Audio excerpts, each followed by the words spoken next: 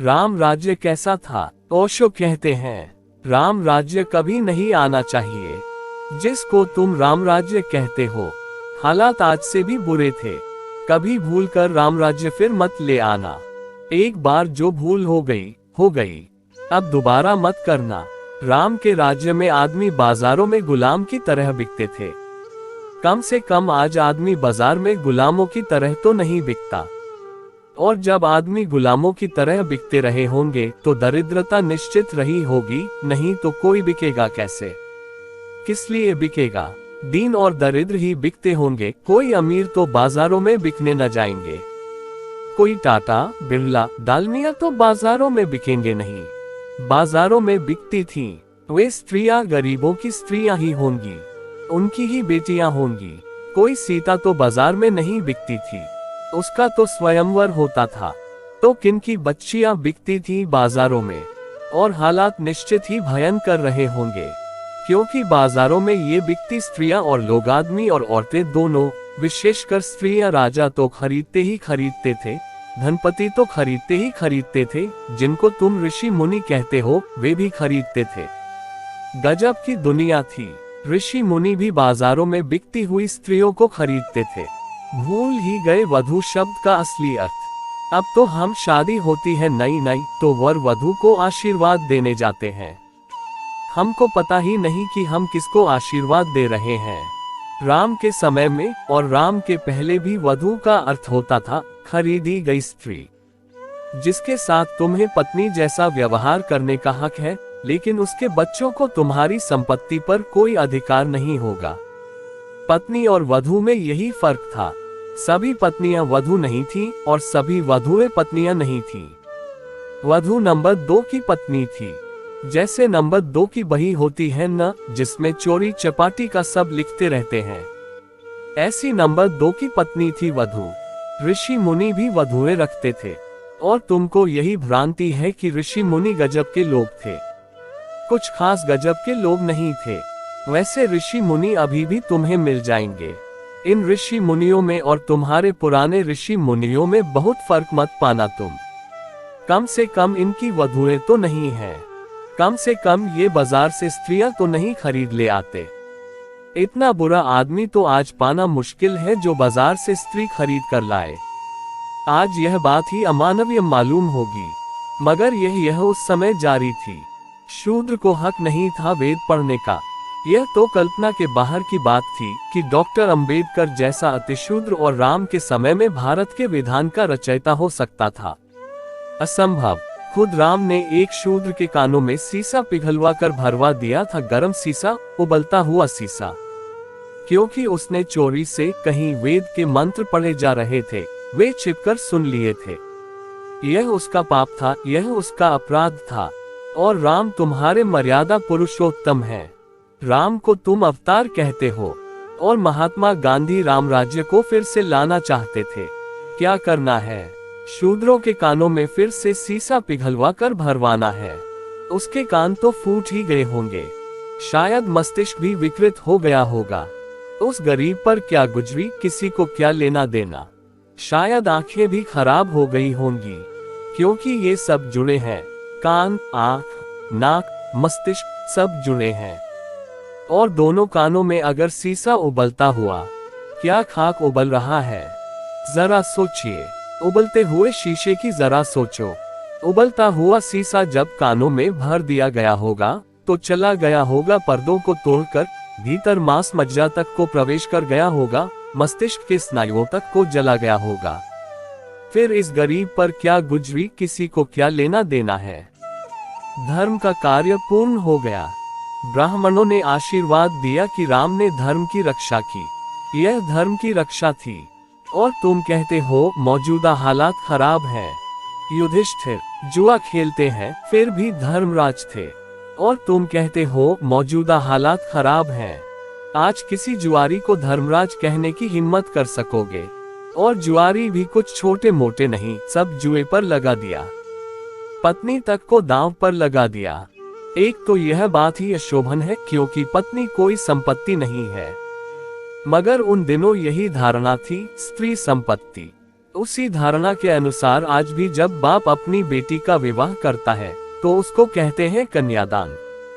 क्या गजब कर रहे हो, गाय भैंस दान करो तो भी समझ में आता है, कन्यादान कर रहे हो, यह दान है।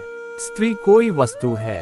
ये असभ्य शब्द, ये असंस्कृत हमारे प्रयोग शब्दों के बंद होने चाहिए। अमानवीय है, अशिष्ट है, असंस्कृत है। युधिष्ठिर धर्मराज थे और दांव पर लगा दिया अपनी पत्नी को भी। हद का दीवानापन रहा होगा, पहुंचे हुए जुआरी रहे होंगे, इतना भी होश ना रहा, और फिर भी धर्मराज ही बने रहे। इससे कुछ अंतर ना आया, इससे उनकी प्रतिष्ठा में कोई भेद ना पड़ा, इससे उनका आदर जारी रहा। भीष्म पितामह को ब्रह्मज्ञानी समझा जाता था, मगर ब्रह्मज्ञानी कौरवों की तरफ से युद्ध लड़ रहे थे। गुरु द्रोण को ब्रह्मज्ञानी समझा जाता था, मगर गुरु द्रोण भी कौरवों की तरफ से युद्ध लड़ रहे थे। अगर कौरव अधार्मिक थे, दुष्ट थे, तो कम से कम भीष्म में इतनी हिम्मत तो होनी चाहिए थी, और बाल ब्रह्मचारी थे और इतनी भी हिम्मत नहीं, तो खाक ब्रह्मचर्य था। ये किस लोलुपता के कारण गलत लोगों का साथ दे रहे थे। और द्रोण तो गुरु थे अर्जुन के भी, और अर्जुन को बहुत चाहा भी था, लेकिन धन तो कौरवों के पास था, पद कौरवों के पास था, प्रतिष्ठा कौरवों के पास थी। संभावना भी यही थी कि वही जीतेंगे। राज्य उनका था, पांडव तो भिखारी हो गए थे।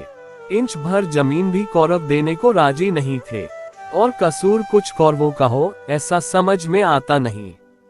जब तुम ही दांव पर लगाकर सब हार गए तो मांगते किस मुंह से थे? मांगने की बात ही गलत थी। जब हार गए तो हार गए, खुद ही हार गए, अब मांगना क्या है? लेकिन गुरु द्रोण भी अर्जुन के साथ खड़े न हुए, खड़े हुए उनके साथ जो गलत थे।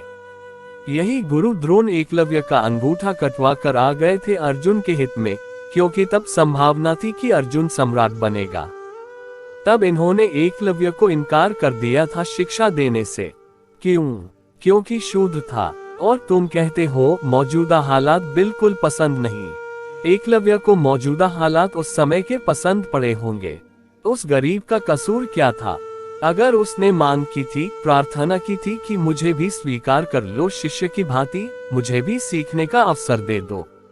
लेकिन नहीं, शूद्र को कैसे सीखने का अवसर दिया जा सकता है? एकलव्य अनूठा युवक रहा होगा।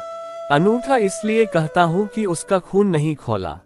खून खोलता तो साधारण युवक दो कौड़ी का, सभी युवकों का खोलता है, इसमें कुछ खास बात नहीं। उसका खून नहीं खोला, शांत मन से उसने इसको स्वीकार कर लिया।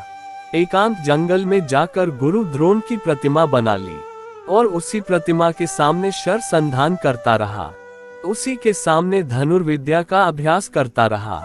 अद्भुत युवक था, उस गुरु के सामने धनुर्विद्या का अभ्यास करता रहा जिसने उसे शूद्र के कारण इनकार कर दिया था, अपमान न लिया। अहंकार पर चोट तो लगी होगी, लेकिन शांति से, समता से पी गया। धीरे धीरे खबर फैलनी शुरू हो गई कि वह बड़ा निष्णात हो गया है। तो गुरु द्रोण को बेचैनी हुई, क्योंकि बेचैनी यह थी कि खबरें आने लगी कि अर्जुन उसके मुकाबले कुछ भी नहीं, और अर्जुन पर ही सारा दांव था। अगर अर्जुन सम्राट बने और सारे जगत में सबसे बड़ा धनुर्धर बने, तो उसी के साथ गुरु द्रोण की भी प्रतिष्ठा होगी। उनका शिष्य, उनका शागिर्द ऊंचाई पर पहुंच जाए तो गुरु भी ऊंचाई पर पहुंच जाएगा। उनका सारा का सारा न्यस्त स्वार्थ अर्जुन में था, और एकलव्य अगर आगे निकल जाए तो बड़ी बेचैनी की बात थी। तो यह बेशर्म आदमी, जिसको कि ब्रह्मज्ञानी कहा जाता है, यह गुरु द्रोण जिसने इनकार कर दिया था एकलव्य को शिक्षा देने से, यह उससे दक्षिणा लेने पहुंच गया। शिक्षा देने से इनकार करने वाला गुरु, जिसने दीक्षा ही न दी, वह दक्षिणा लेने पहुंच गया। हालात बड़े अजीब रहे होंगे। शर्म भी कोई चीज होती है, इज्जत भी कोई बात होती है, आदमी की नाक भी होती है। ये गुरु द्रोण तो बिल्कुल नाक कटे आदमी रहे होंगे। किस मुंह से जिसको दुत्कार दिया था उससे जाकर दक्षिणा लेने पहुंच गए। और फिर भी मैं कहता हूँ, एकलव्य अद्भुत युवक था, दक्षिणा देने को राजी हो गया। उस गुरु को जिसने दीक्षा ही नहीं दी कभी। यह जरा सोचो तो, उस गुरु को जिसने दुत्कार दिया था और कहा कि तू शूद्र है। हम शूद्र को शिष्य की तरह स्वीकार नहीं कर सकते। बड़ा मजा है। जिस शूद्र को शिष्य की तरह स्वीकार नहीं कर सकते, उस शूद्र की भी दक्षिणा स्वीकार कर सकते हो। मगर उसमें षड्यंत्र था, चालबाजी थी। उसने चरणों पर गिरकर कहा, आप जो कहें। मैं तो गरीब हूँ, मेरे पास कुछ है नहीं देने को। मगर जो आप कहें, जो मेरे पास हो, तो मैं देने को राजी हूँ। यूं प्राण भी देने को राजी हूँ। तो क्या मांगा? मांगा कि अपने दाएं हाथ का अंगूठा काटकर मुझे दे दे। जालसाजी की भी कोई सीमा होती है। अमानवीयता की भी कोई सीमा होती है। कपट की, कूटनीति की भी कोई सीमा होती है। और यह ब्रह्मज्ञानी उस गरीब एकलव्य से अंगूठा मांग लिया। और अद्भुत युवक रहा होगा, निर्मल घोष दे दिया उसने अपना अंगूठा। तत्क्षण काटकर अपना अंगूठा दे दिया, जानते हुए कि दाएं हाथ का अंगूठा कट जाने का अर्थ है कि मेरी धनुर्विद्या समाप्त हो गई। अब मेरा कोई भविष्य नहीं। इस आदमी ने सारा भविष्य ले लिया। शिक्षा दी नहीं, और दक्षिणा में जो मैंने अपने आप सीखा था, उस सब को विनिष्ट कर दिया।